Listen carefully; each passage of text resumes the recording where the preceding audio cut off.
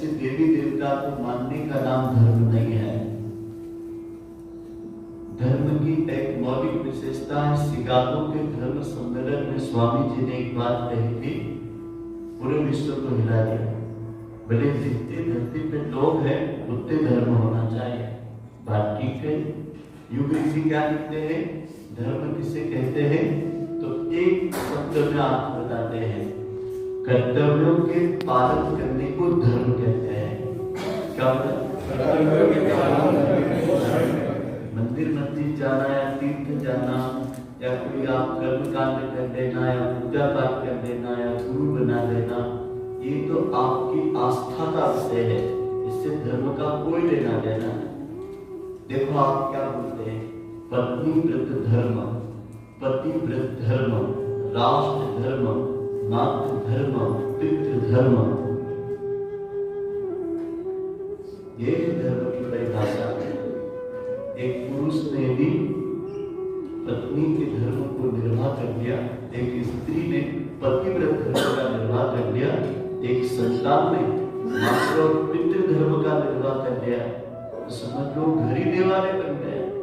वो इंसान ही नारायण, नारी ही लक्ष्मी नारायण बन गए हैं।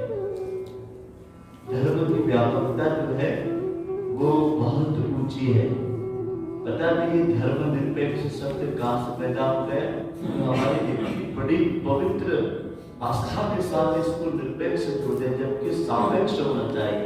ये तो जुड़ा हुआ है, इसको अलग नहीं कर सकते आप। यदि अलग हो जाएगा तो संसार स्वच्छाचारी हो जाएगा, स्वच्छंद हो जाएगा, पशु पक्षियों की तरह इसके अंदर कोई सील सज्जा नज्जा ममता बचेगी नहीं, कोई दायित्व बचेगी। सब लोग अधिकार की बात करने लग जाएंगे और हो जाएगा। आप आश्चर्य करेंगे, कर्तव्य करते जाओ, अधिकार अपने आप आते जाएंगे। अधिकार मांगने नहीं पड़ते हैं, लेकिन लोग क्या करते, कर्तव्य करते नहीं है और उसके पहले उन्हें अधिकार चाहिए। बेटा माँ बाप को अंतिम सांस तक रोटी नहीं देता है, लेकिन संपत्ति का अधिकार उसे चाहिए, क्योंकि कुछ कानून ऐसे बने हुए हैं। कानून ने आपको अधिकार की सुरक्षा तो दे दी, लेकिन भारतीय धर्म क्या कहता है कि अधिकार से बड़ा कर्तव्य होता है, आपके उत्तरदायित्व होते हैं, उसे कोई भी पूरा कर दे तो उसमें जो आपको भगवान जमाना कहेगा कि नहीं साहब ये योग्य व्यक्ति है। चार भाई में से किसी एक ने माँ बाप को अंतिम सांस तक सेवा ससुरता सुख दुख में काम आया, तो मोहल्ले वाले भी कहेंगे कि नहीं हक इसका बनता है, कर्तव्य किया उसने, अपने आप उसको मिलेगा। यहाँ कर्तव्य लोग नहीं करना चाहते हैं। आपसे निवेदन है कि धर्म की व्यापक परिभाषा में जीना है। धर्म किसी तीर्थ में स्नान करने, आजकल तो लोग धर्म को भय से मानते हैं, भाव से नहीं मानते, भय से मानते हैं। शनि के नाम पर, पूजा पाठ के नाम पर, फिर किसी को बोल दिया कि तेरे ऊपर 7.5 चल रहे, तो यार वो इतना फुर्सत नहीं कि एक ही आदमी के पीछे लग जाए, वो भी 7.5 साल तक, और उस आदमी ने भी मान दिया, बोले मेरे पे शनि के 7.5 चल रहे, बोले सब उल्टा उल्टा होता है। कह तू सीधा कर, तू क्यों उल्टा सोच रहा है।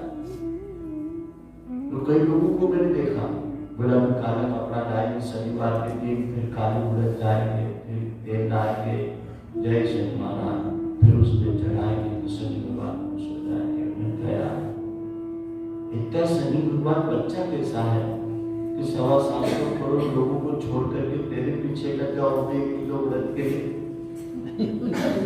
वो भी 7.5 साल तक मेरे साथ तू 4 दिन रह के बता, बोले टेक नहीं है, मतलब वो इतना फुर्सत में सारी व्यवस्था छोड़ के तेरे पीछे लग जाए, पता नहीं आप कैसे मान लेते।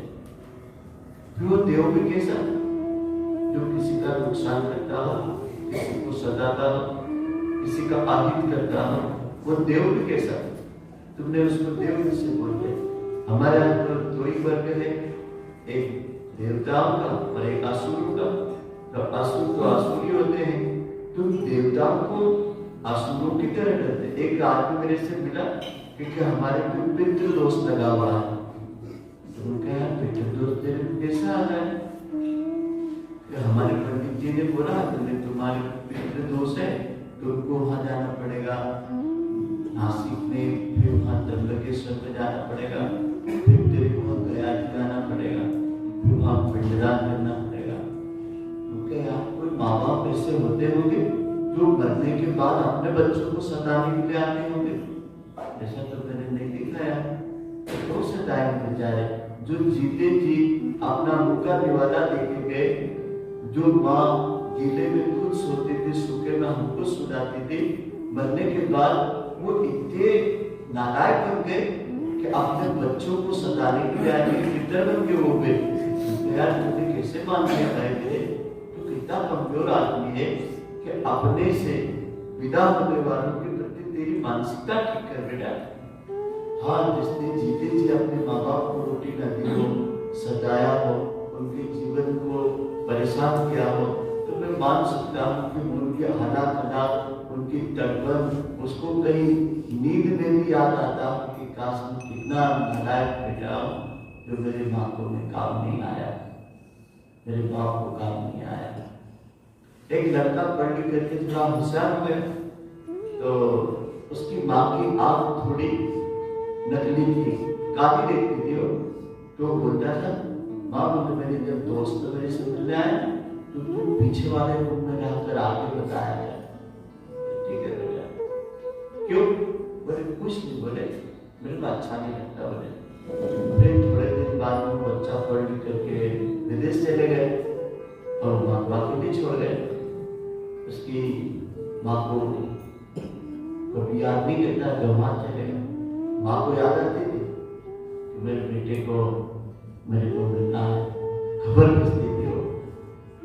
तो वहां से बोलता था, अभी मेरे एग्जाम चल रहे, अभी मेरे ऑफिस से छुट्टी नहीं है। एक दिन उसकी माँ ने कहा, बेटा आ जा, तेरे पिताजी तो चले गए, अब मेरा समय है, कभी भी चले जाऊँ तो आ जाए। वो आई नहीं, चिट्ठी भी नहीं आई, खबर भी नहीं आई। फिर माँ ने सोचा कि ऐसे करता मैं खुद ही चले जाती।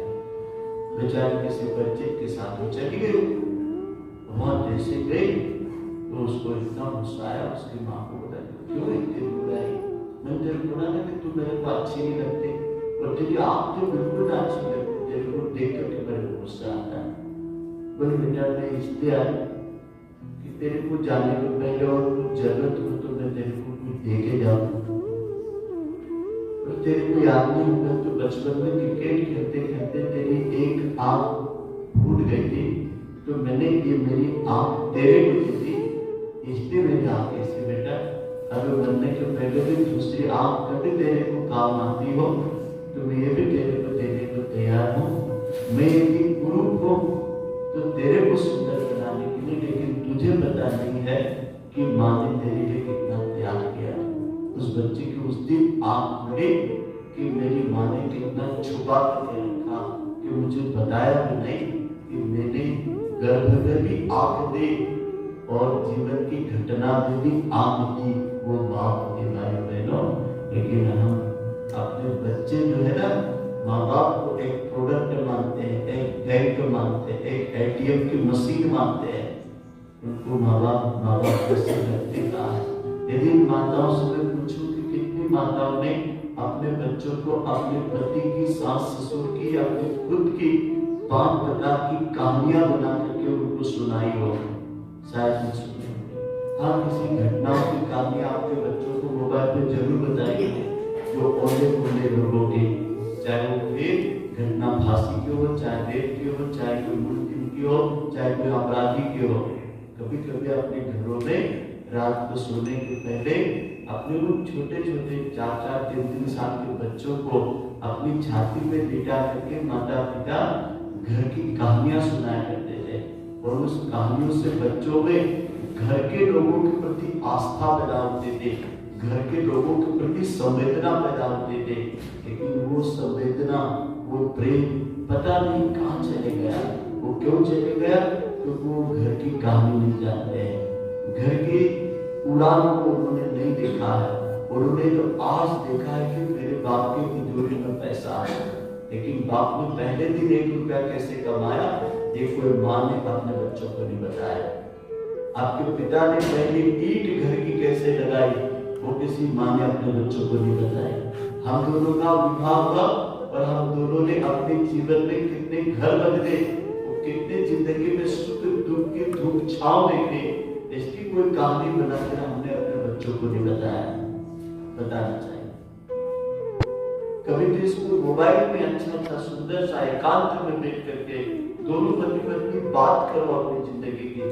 कभी मोबाइल चालू करके अपने बच्चों को दे दो कि बेटा एक बार यह हमारी जिंदगी की कुछ कदम है जो आपको किलोमीटर खतर की तरफ बढ़ने चाहिए, जो तुम्हें तुम्हारी मंजिल बताएंगे कि तुम्हें कहाँ चलना है।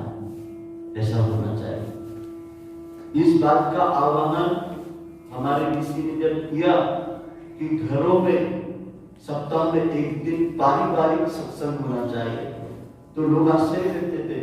बोले अभी तक तो हमने रामायण सत्संग सुना, हमने गीता का सत्संग सुना, भागवत महाभारत का सत्संग सुना, लेकिन गुरुजी ने एक नया विषय कैसे दिया?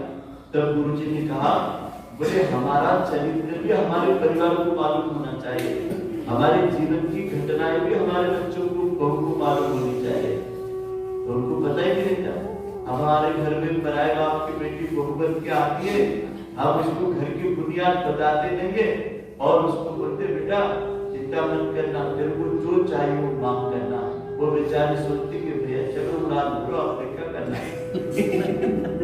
हाँ, फिर वो किटी पार्टी में जाती है, हर महीने 10,000 रुपया मांगते, और फिर लोग हमको आके बोलते बोले हमारे बहू को लाएंगे तो धीरे से एक दो बात समझा देना। मतलब क्या समझा दूं मैं?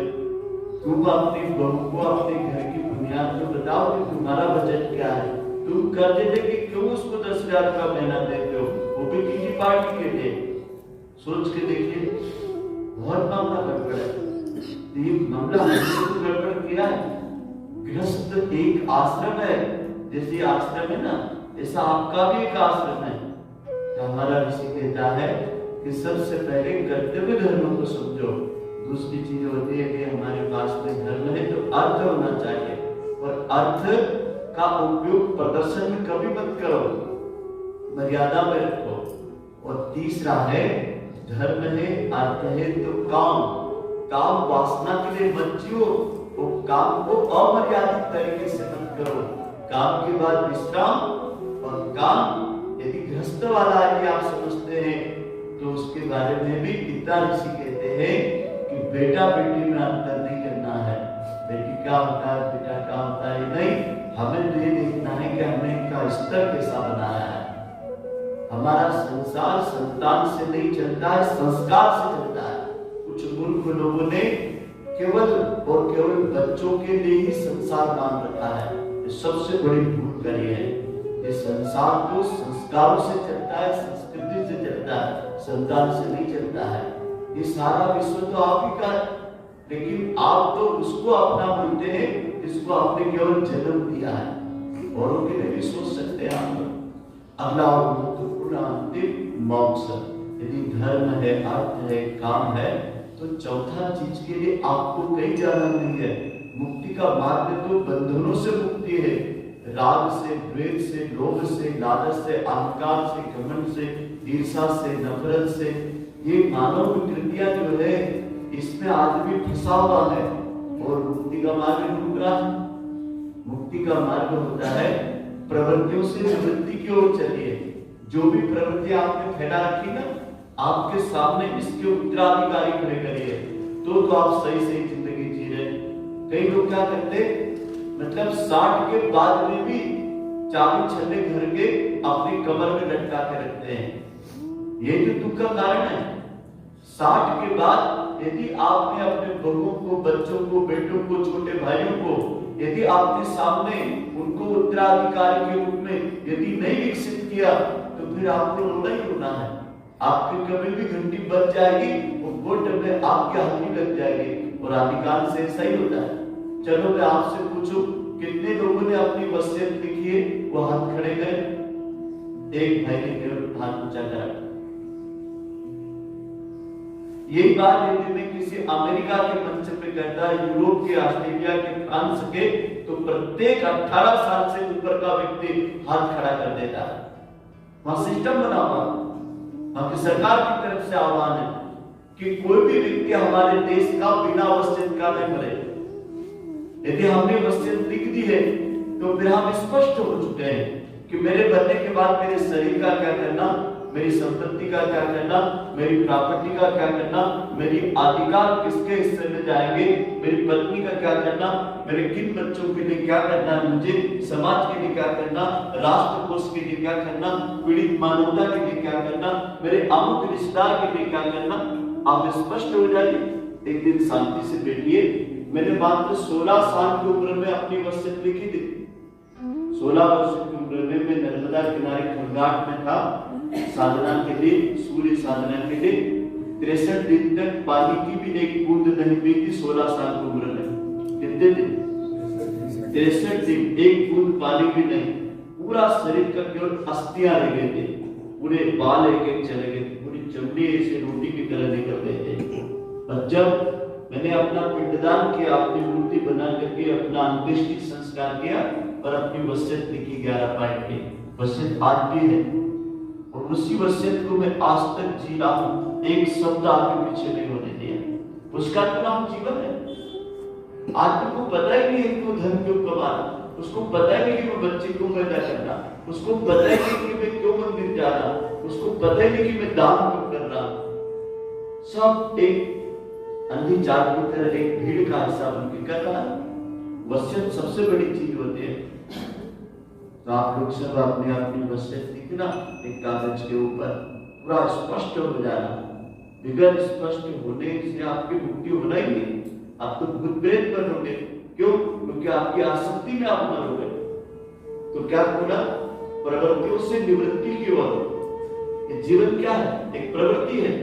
इस प्रवृत्ति में क्या करते हैं? धन कमा देते, प्रॉपर्टी, प्लाट, मकान, दुकान, जमीन पर पैसा, सोना, चांदी बहुत सारा आ जाता है। अब इसको क्या करना है? आपके रहते हुए इसको सिस्टमेटिक तरीके से इससे आपको निवृत्त होना है। यदि निवृत्त नहीं हुए तो यही जो आपने अर्जित किया है यही बेड़िया बनेगा, यही आसक्ति बनेगा और आपकी मुक्ति नहीं करेगा। मुक्ति का अर्थ है बंधनों से मुक्ति। स्पष्टता जीवन में होनी चाहिए। अगला और अंतिम चरण प्राणायाम का। आप कब लोगों के प्राणायाम सिखाएंगे? नंबर 1